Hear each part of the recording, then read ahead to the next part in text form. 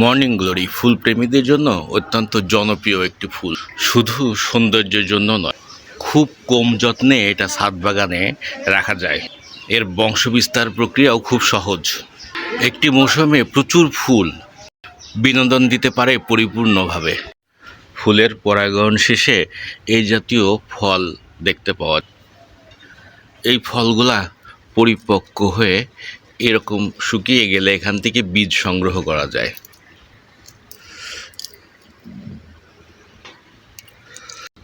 প্রতিটি ফলের মধ্যে কালো রঙের 3টি বীজ পাওয়া যায় ত্রিকোণাকৃতি। এই বীজগুলি থেকে অনায়াসে চারা তৈরি করা যায় খুব সহজেই। আমার এই গাছটা একটা 5 লিটারের তেলের খালি কৌটার মধ্যে বপন করা হয়েছিল এবং এখান থেকেই নিয়মিত ফুল দিচ্ছে।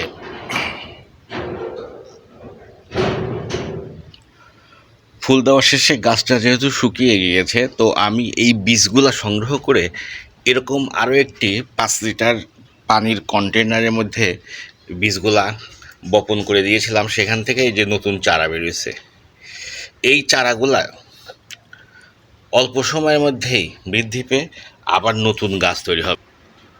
তো এই জন্য প্রতি বছর বছর নার্সারি থেকে আর চারা কিনতে হয় না, আর সারা বছর খুব কম পরিচর্যায় এই ফুলগুলো ফুটতে থাকে।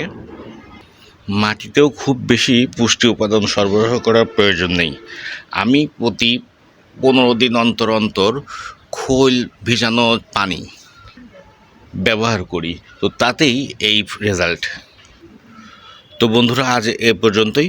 পরবর্তী অন্য কোনো বিষয় নিয়ে হাজির হব আপনাদের সামনে। ধন্যবাদ।